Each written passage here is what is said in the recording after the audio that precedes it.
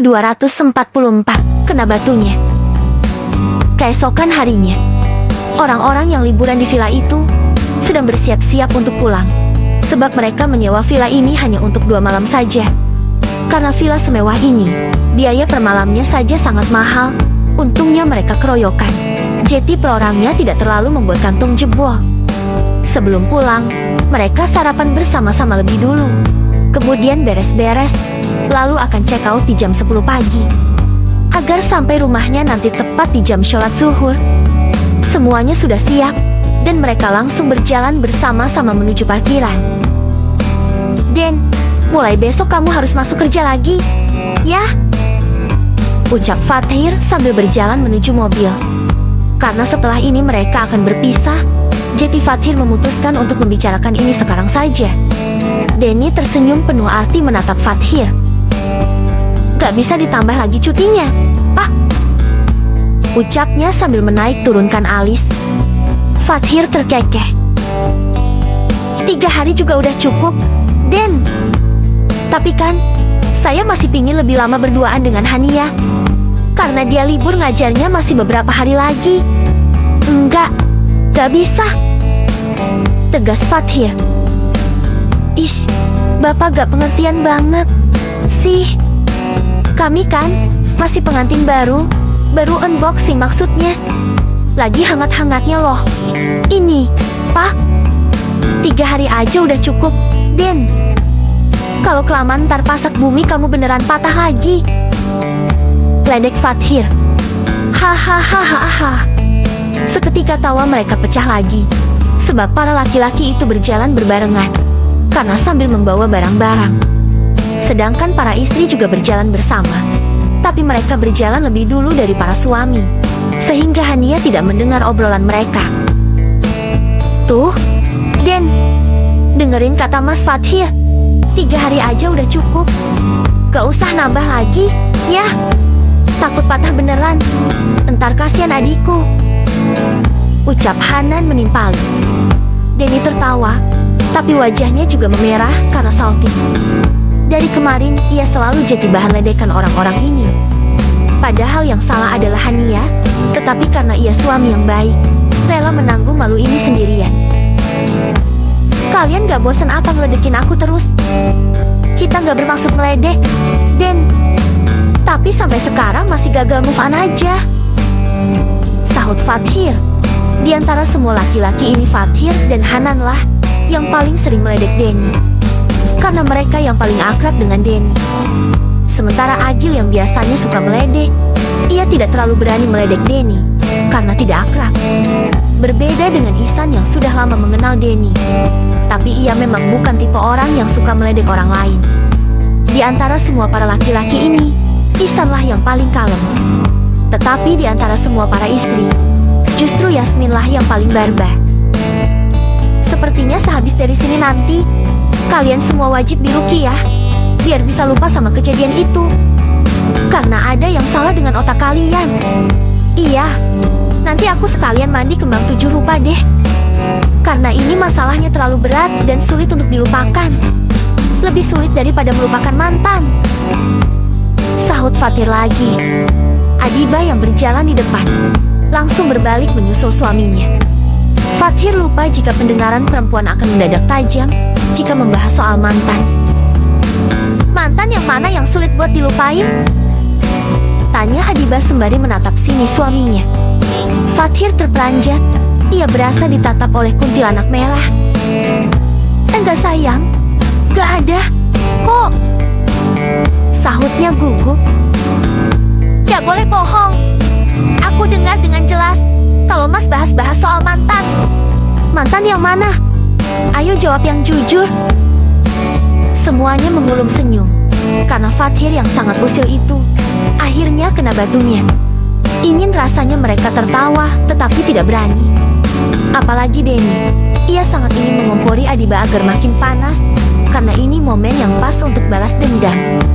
Tapi ia takut dipecat oleh Fathir, sebab bagaimanapun juga, Fathir adalah bosnya. "Gak ada sayang, kan? Kamu tahu sendiri mantanku cuma 1 orang aja, yang saat ini juga sudah menjadi kakak ipar kamu." "Bohong, ada mantan yang lain yang buat Mas Fathir gagal move on. Gak ada Adiba, sahut Fathir sedikit menyentak karena sudah capek menjelaskan. Namun Adiba masih tidak percaya. Adiba langsung ngambek gara-gara mendengar suara Fathir yang cukup keras. Ia langsung berjalan lebih dulu menuju mobil tanpa menoleh lagi ke belakang. Fathir mengusap wajahnya kasar. Ya ampun, kenapa bisa jadi begini sih? Gumamnya frustasi. Yang sabar ya, Pak. Mungkin ini karma buat Pak Fathir, karena dari kemarin meledek saya terus. Celetuk Denny sambil terkekeh. Fathir memicingkan mata. Gak boleh tertawa di atas penderitaan orang lain. Hahaha. Semuanya malah tertawa, termasuk Hanan. Membuat Fathir mencebik. Sangat wajar jika mereka menertawakan Fathir, sebab di sini ialah yang paling usil dan sering meledek yang lainnya. Nan, kamu gak boleh ikutan tertawa. Ntar kualat ngetawain kakak ipar, sungut Fathir. Maaf, Mas. Habisnya Mas Fathir terlalu usil, makanya kena batunya. Dasar adik ipar songong. Kemudian Fathir berjalan lebih dulu menuju mobil menyusul Adiba. Karena tadi sudah selesai check out mobil, mereka pun langsung keluar dari komplek villa itu dan menuju rumah masing-masing. Sayang, tadi aku cuma salah sebut aja kok. Aku gak ada niatan untuk membahas soal mantan. Lagi pula kamu kan tahu sendiri mantanku cuma ada satu, ucap Fathir saat sedang menyetir. Ia ingin menyelesaikan masalah ini sebelum tiba di rumah. Karena gak lucu saja pulang liburan bukannya happy, malah membawa masalah. Salah sebut? Tapi kok nyebutnya pakai tenaga banget, sampai kencang tuh urat leher, sahut Adiba ketus. Untungnya saat ini Zaki sedang tertidur, sehingga ia tidak mendengar pertengkaran kedua orang tuanya. Beneran loh, sayang. Tadi kami cuma meledek Denny aja, gak ada bahas-bahas soal mantan. Gak ada bahas, Mas bilang. Tapi kenapa aku dengarnya jelas banget? Kamu salah dengar sayang. Maksudnya Mas Fathir ngatain aku budak? Fathir menghentikan mobilnya di tepi jalan. Kalau sudah seperti ini, artinya masalahnya sudah semakin serius. Ia meraih tangan Adiba, lalu menggenggamnya erat. Bukan gitu maksud aku, Adiba. Tadi itu cuma perumpamaan aja. Bukan berarti aku membahas masalah mantan. Tapi aku gak suka ada kata-kata mantan keluar dari mulut Mas Fathir. Iya, Mas minta maaf. Ya, Mas janji gak akan ada kata-kata seperti itu lagi. Ini yang terakhir, janji. Adiba masih mencebik. Bahkan ia membuang muka ke arah jalanan. Fathir tahu istrinya itu sangat cemburuan. Namun ia juga tidak bisa menjaga mulutnya agar tidak asal nyeplos, karena sudah terbiasa usil dari dulu. Sayang, Mas minta maaf. Maafin. Ya, jangan marah-marah lagi dong. Kita baru aja pulang liburan, masa udah berantem aja, ucap Fathir memelas. Iya, aku maafin, sahut Adiba ketus. Maafinnya yang ikhlas dong, sayang. Iya, ini juga sudah ikhlas. Fathir hanya bisa menghembuskan nafas kasar, karena ia tahu Adiba memang memaafkannya, tapi tidak dengan melupakan masalahnya. Mungkin setelah ini, istrinya itu akan semakin posesif hanya karena salah paham tadi. Denny yang dari semalam selalu diledek. Saat di perjalanan pulang ini, ia dan Hania justru sangat adem. Berbanding terbalik dengan keadaan Fathir dan Adiba, yang dari tadi berdebat. Hania menggenggam sebelah tangan suaminya. Bahkan sesekali ia terlihat menciumi tangan itu. Karena saat ini ia sudah benar-benar mencintai Denny. Sayang, kita mau langsung pulang ke rumah atau mau mampir di hotel dulu? Tanya Denny. Hania menautkan alisnya. Ngapain ke hotel? Bang, nginaplah. Kan besok pagi aku baru mulai masuk kerja lagi. Jadi hari ini masih cukup longgar. Sahut Denny sambil mengedipkan sebelah matanya. Hania langsung merinding. Ia sudah mengerti apa maksud Denny dari kedipan mata itu. Enggak. Bang. Aku udah capek banget. Pinginnya istirahat di rumah aja. Beneran gak mau di hotel. Ntar kalau di rumah kamu keluar kamar rambutnya basah, bisa diledek oleh Rifki loh. Emangnya gak malu? Denny masih mencari-cari alasan sampai menjelekkan Rifki demi misinya. Emangnya mau ngapain pakai keramas terus? Tanya Hania dengan polosnya. Biasa, bikin kecebong. Abang sekarang otaknya udah kotor. Yah, yang dipikirin itu aja terus. Cibir Hania. Denny malah terkekeh. Makanya kamu nanti bakalan malu kalau keluar kamar hijabnya basah. Enggak lah, ngapain malu? Kan bisa dikeringkan dulu pakai hair dryer. Kenapa pakai ingat hair dryer segala? Sih, Jetty gagalkan misi nginap di hotelnya. Batin Denny kesal sendiri. Akhirnya mereka tetap pulang menuju rumah, karena Denny tidak memiliki alasan yang kuat untuk mengajak sang istri menginap di hotel. Ke-245, kebelet nikah. Jika kemarin Asmi sulit memiliki waktu untuk bermain dengan Kal, gara-gara diganggu oleh nenek-nenek barbar, berbeda dengan hari ini. Ia bisa bermain sepuasnya dengan Kal, karena tidak ada pengganggu lagi. Sebab para nenek-nenek barbar sedang dikurung. Bukan dikurung di rumah, melainkan di pasar. Mereka disuruh menjaga toko oleh ayah Asmi dan ayahnya Cindy. Semua ini karena Cindy dan Asmi mengadu pada ayahnya masing-masing. Para bapak-bapak itu dapat mengerti jika Asmi bersama anaknya hanya saat liburan ini saja. Jadi mereka meminta para nenek-nenek itu untuk berjualan saja, agar tidak mengganggu Asmi dan Kal.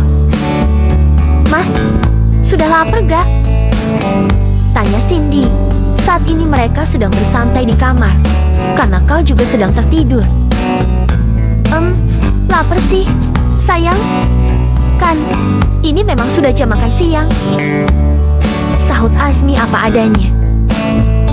Kira-kira kita mau makan siang pakai apa? Ya. Cindy terlihat berpikir. Selama tinggal di sini, ia hampir tidak pernah memasak.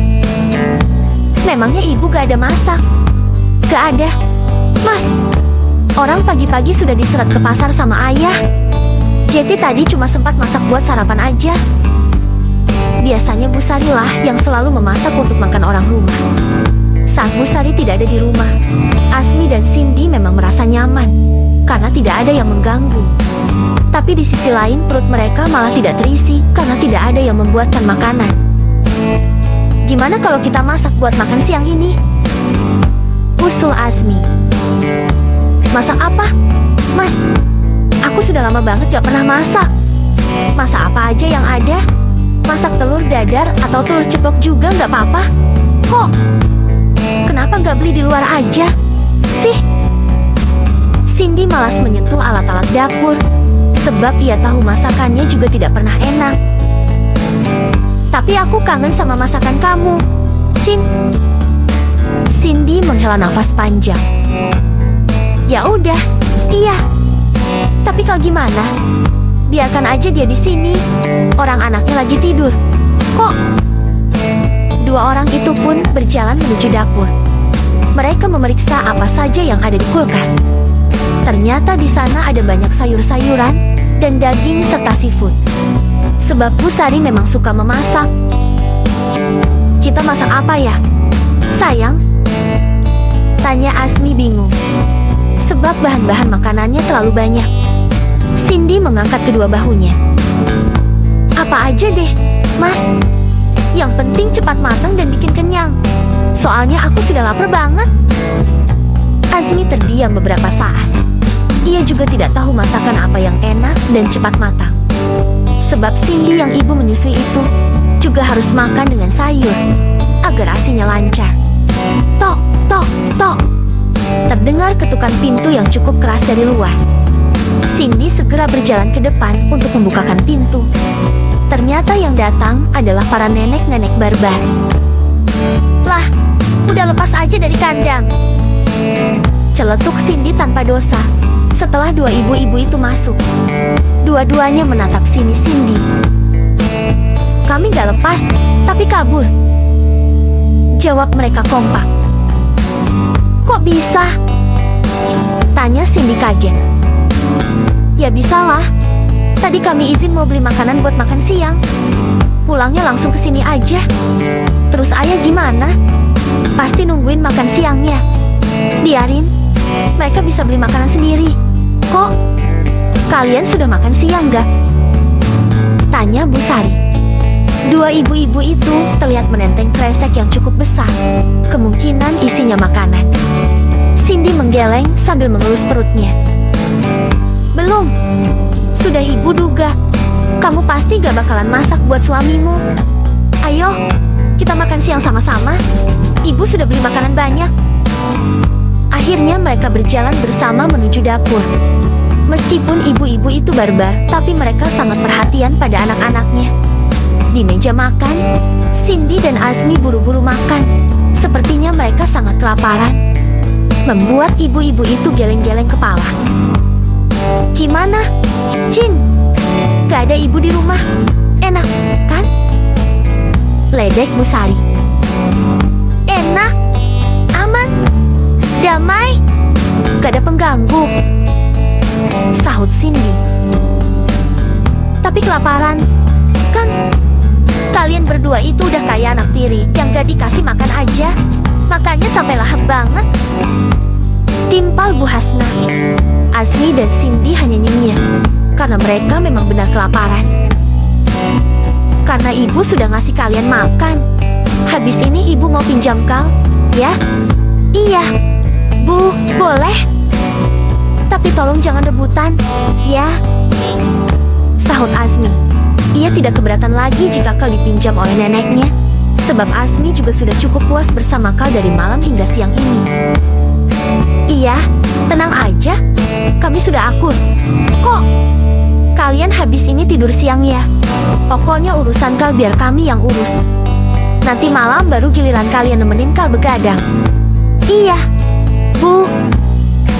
Selesai makan, dua nenek-nenek itu kembali main dengan cucunya. Sedangkan Azmi dan Cindy tidur siang, sebab di malam hari kal juga suka begadang. Di malam hari, Denny dan Hania beserta Bu Mega dan Rifki sudah berkumpul di meja makan, karena ingin makan malam. Mbak, di pondok sana ada para ustazah atau santriwati yang cantik-cantik gak? Tanya Rifki tiba-tiba. Denny mendelik lalu menatap sang adik. Tumben banget kamu nanyain begituan. Rif, emangnya gak boleh? Rifki malah sewot karena Denny berkomentar. Boleh sih, tapi buat apaan? Cuma nanya aja. Denny malah menatap Rifki sambil tersenyum. Jangan bilang kamu udah kebelet nikah, Rif. Apaan sih, Bang? Orang aku cuma nanya doang. Tapi biasanya kamu gak pernah loh bahas begituan. Kenapa emangnya? Gak boleh. Bang Denny aja rambutnya basah mulu. Dari tadi siang keluar kamar rambutnya basah. Sore juga sama. Sekarang malam juga sama. Wajah Hania memerah karena malu. Tapi berbanding terbalik dengan Denny, ia justru senang dan tersenyum bangga pada Rifki. Cie, ada yang iri nih. Ih. Denny yang usilnya tak ada lawan itu memang setiap kali keluar kamar dengan rambut yang basah. Ia sengaja ingin memanasi Rifki, sebab dari kemarin-kemarin ia yang selalu diledek oleh Rifki gara-gara tak kunjungan boxing. Padahal setiap kali habis keramas, Hania selalu menawarkan untuk mengeringkan rambutnya dengan hair dryer. Namun Denny selalu menolaknya agar dapat dilihat oleh Rifki, sebab ia merasa bangga dapat mengunboxing perempuan. Gak usah ngeledek, sumut Rifki. Di pondok banyak kok ustazah dan santriwati yang udah mau lulus. Rif, kamu coba aja sesekali main ke sana. Barangkali aja dapat jodoh di sana, sahut Hania. Oke, nanti sesekali aku main ke sana deh. Soalnya aku pingin punya istri seperti Mbak Hania, Sahut Rifki sopan. Ia hanya berbicara dengan nada tinggi jika Denny lawan bicaranya, karena mereka memang tidak pernah akur. Bukannya di kantor kamu banyak cuy-cuy cantik-cantik dan seksi? Emangnya gak ada yang nyantol di hati kamu satupun? Tanya Denny. Ia tidak sadar jika dirinya dulu juga seperti itu. Banyak teman kerja perempuan yang menyukainya, tetapi tidak ada yang sek di hati. Ada? Banyak? Sih. Tapi kalau gak cocok di hati gimana dong? Aku pinginnya yang seperti Mbak Hania, yang selalu menutup auratnya dan selalu menjaga kehormatannya. Tidak perlu cantik, yang penting bisa diajak hidup bersama. Sudah cukup kok. Wah, sepertinya ibu bentar lagi bakal dapat mantu. Nih, gara-gara ada yang kebelet nikah. Ledek Bu Mega membuat semuanya terkekeh. Rifki Jeti kebelet nikah gara-gara Denny yang jadi kompor beleduk. Amin. Doakan saja ya, Bu. Semoga aku dapat istri yang solehah, yang mau diajak hidup susah. Sahut Rifki sambil terkekeh. Lah, Denny malah memukul pundak sang adik. Rif, di mana-mana orang tua maunya nikahin anak sama laki-laki yang udah mapan. Mana ada orang tua yang mau anaknya diajak hidup susah. Mereka aja sudah mati-matian membesarkan anaknya, bekerja banting tulang biar anaknya tidak merasakan kesusahan. Lah, kamu datang-datang meminta anak orang buat diajak hidup susah. Mana ada yang mau nyerahin anaknya kalau konsepnya seperti ini? Kau tegur Denny. Seketika wajah Rifki langsung murung. Namanya juga aku masih pegawai biasa, Bang. Gaji juga masih UMK. Punya mobil belum ada. Jangankan mobil, rumah juga belum punya. Jadi kalau ada yang mau menjadi istriku, maka harus mau diajak hidup susah. Kalau begitu kamu harus berusaha lebih giat lagi, Rif. Rajin menabung juga. Nanti kalau sudah mapan baru cari istri. Enggak. Entar keburu jadi bujang karatan kayak Bang Denny. Ih, dikasih tau malah meledek. Biarpun aku sempat jadi bujang karatan, tapi sekarang aku sudah nikah. Mungkin waktu itu Allah sedang mempersiapkan jodohku, makanya baru tiba sekarang. Sahut Denny tidak mau kalah. Kalau Bang Denny telat nikah karena jodohnya sedang dipersiapkan, bagaimana jika aku kebalikannya? Bagaimana jika sekarang jodohku telah siap? Tapi hanya aku saja yang belum mapan. Ya, tunggu mapan dulu baru nikah. Gak mau. Kalau jodohku sudah tiba, aku pingin cepat-cepat nikahi aja. Kalau soal rezeki kan masih bisa dicari. Lagi pula banyak kok orang yang setelah menikah rezekinya semakin bertambah, karena itu rezeki untuk istri. Terserah kamu aja deh, Rif. Denny tidak bisa berkata apa-apa lagi. Sepertinya Rifki beneran sudah kebelet nikah. Ke-246, salah paham lagi. 1 bulan kemudian, sore ini Cindy, Yasmin dan juga Bumil yang perutnya sudah besar itu main ke pondok. Mereka ingin mengenang masa-masa ketika baru menikah dulu, yang setiap sore selalu mengaji dengan para suami di sini. Meskipun saat ini sudah tidak mengaji lagi, mereka tetap ingin mengenang masa-masa itu dengan makan bakso di kantin. Saat ini, Cindy sudah kembali tinggal dengan Azmi. Karena anaknya baru satu saja, jadi ia masih bisa membawa keluyuran. Tidak seperti Yasmin yang sangat ribet, karena anaknya ada 2 orang. Tetapi kali ini ia tetap bisa membawa anak itu keluyuran karena mereka diletakkan di stroller bayi yang langsung untuk 2 orang. Sedangkan Mila juga sangat ribet membawa perutnya yang besar. Ada anak-anaknya Abi. Pasti kangen sama Abi, ya? Makanya main ke sini. Sapa Ihsan saat mereka berjalan menuju kantin. Tadi Yasmin tidak mengabari Ihsan jika mereka ingin main ke sini. Disapa seperti itu, Yasmin malah mencebik. Yang disapa anaknya doang, istrinya enggak. Sindirnya dengan nada ketus. Iya, sampai lupa kalau istriku belum disapa. Assalamualaikum, sayang. Ucap Ihsan lembut sambil mengulurkan tangannya. Yasmin pun menyambut tangan itu dan menciumnya seperti biasa. Waalaikumsalam. Bang, aku mau ngebakso di kantin. Lengek Yasmin setelahnya. Oh, jadi kalian kesini mau ngebakso? Ya udah, kita ke kantin sama-sama. Yuk. Ya ampun, anaknya Abi main kesini. Ucap Azmi yang tiba-tiba menghampiri mereka. Iya, Mas. Soalnya aku jenuh di rumah terus. Sahut Cindy manja. Kemudian ia meraih tangan Azmi dan juga menciumnya seperti biasa. Kita ke kantin yuk. Ngobrol-ngobrol sambil ngebakso. Ajak Azmi. Ini kami memang mau ke kantin, Mas. Oh, ya udah sekarang. Lalu Azmi mendorong stroller Kal. Ihsan pun juga melakukan hal yang sama. Sementara Mila berjalan dengan wajah ditekuk, ia juga ingin disambut oleh sang pangeran. Tetapi ternyata batang hidungnya saja tidak terlihat. Sayang, kamu kok kesini? Tanya Hanan saat mereka tiba di kantin. Ternyata Ustadz satu ini sedang bersantai di sana bersama sang adik. Sebab ia tidak tahu jika Mila akan main ke sini. Iya, Bang. Kami mau ngebakso. Sahut Mila sambil mencium tangan suaminya. Ya udah, ayo. Semuanya kita duduk di sini aja rame-rame. Ajak Hanan kepada para ustadz. Akhirnya mereka pun duduk di satu meja yang sama dan memesan beberapa mangkuk bakso. Pesanan mereka masih dibuatkan. Tiba-tiba datang lagi Denny dan Rifki. Assalamualaikum semuanya. Sapa Denny sambil menyalami yang lainnya. Waalaikumsalam. Sahut mereka kompak. Tumben main kesini, Pak? Tanya Ihsan. Iya, nih, Pak Ustadz, sekalian mau jemputin istri. Sahut Denny sambil tersenyum malu-malu. Terus kalau yang ini siapa?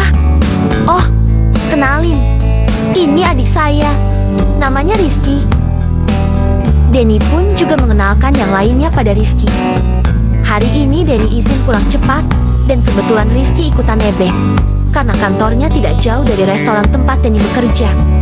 Tapi karena Denny harus menjemput sang istri lebih dulu, jadi mau tidak mau Rifki juga ikutan masuk ke sini. Padahal ia sudah mengurungkan niatnya waktu itu untuk mencari istri di sini. Sebab ia sadar ia belum mapan dan belum siap secara finansial untuk menjadi seorang suami. Tidak lama setelahnya bakso pesanan mereka pun datang. Orang-orang itu langsung makan, termasuk Denny dan Rifki, karena tadi Hania juga memesankan bakso untuk mereka. Semuanya makan dalam diam, tidak ada yang banyak tingkah ataupun pecicilan lagi. Sebab para bocil kematian itu sudah menjadi orang tua.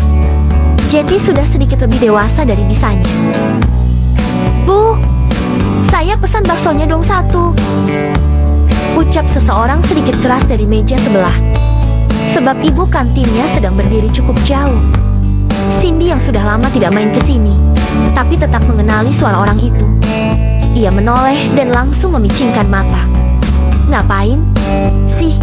Ini orang pakai ada di sini? Apa dia ngikutin suamiku? Batinnya. Sesekali gadis itu memang melirik ke arah meja mereka, membuat Cindy semakin terbakar. Andaikan di sini bukan pondok pesantren, mungkin ia akan menjambak gadis itu. Azmi yang sadar istrinya mulai tidak nyaman, berusaha menenangkan Cindy dengan cara menggenggam tangannya. Mas, kenapa bisa ada Nadia di sini? Bisik Cindy pelan. Mas juga gak tahu, sayang. Mungkin dia cuma kebetulan aja mau ngebakso di sini. Kamu jangan cemburu, ya. Balas Azmi yang juga berbisik. Karena ia malu jika pembicaraan semacam ini didengar oleh orang lain. Tapi kenapa dia melirik ke arah sini terus? Aku juga gak tahu sayang.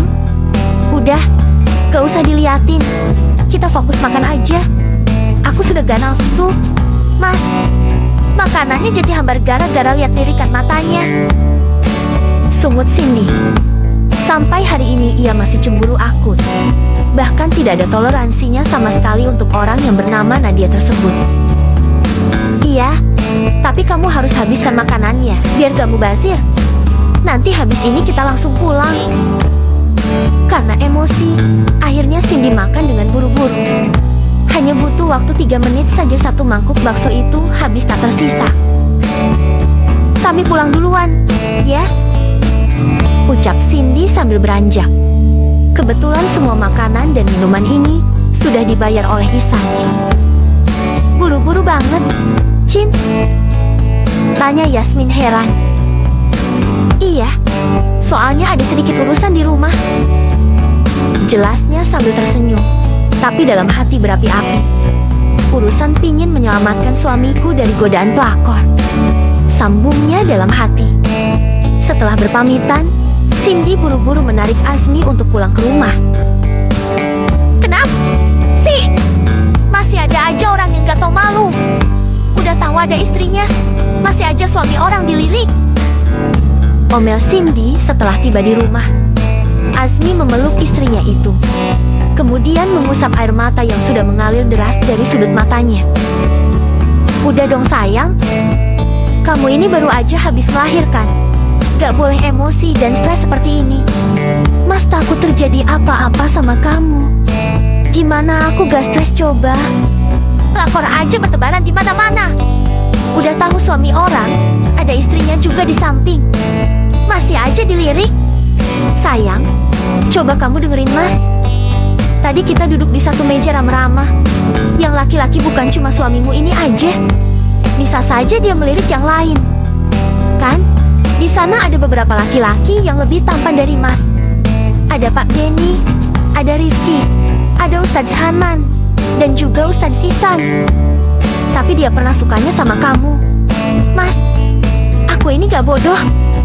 Aku tahu mana lirikan yang biasa aja, sama lirikan yang penuh ketertarikan. Kalau dia tertariknya sama Rifki, bukan sama mas, gimana? Ya, bagus dong. Tapi aku yakin tadi dia melirik kamu, mas. Azmi menggaruk-garuk kepalanya yang tidak gatal. Ia sudah bosan dari dulu selalu saja masalah tentang Nadia. Nadia, dan Nadia. Padahal sudah jelas-jelas ia tidak memiliki hubungan sama sekali dengan gadis itu. Berpikir positif ya sayang. Semoga aja yang dilirik olehnya tadi Rifki, bukan aku. Untuk menyebut namanya saja Azmi tidak berani, karena itu akan dianggap pelanggaran besar oleh sang istri. Jadi ia sangat berhati-hati agar tidak kelepasan menyebut nama gadis itu. Iya, tapi kalau terbukti dia masih suka lirik-lirik kamu, ingat aja nanti bakalan aku bejek-bejek. Aku jadiin cincau. Sumbut Cindy sambil mencontohkan dengan tangannya. Azmi mengulung senyum. Ia merasa istrinya itu justru terlihat lucu jika sedang marah seperti ini. Gitu-gitu dia anak orang. Loh, Cin, bukan daun cincau. Mau dibejak-bejek, batin Azmi sambil terkekeh.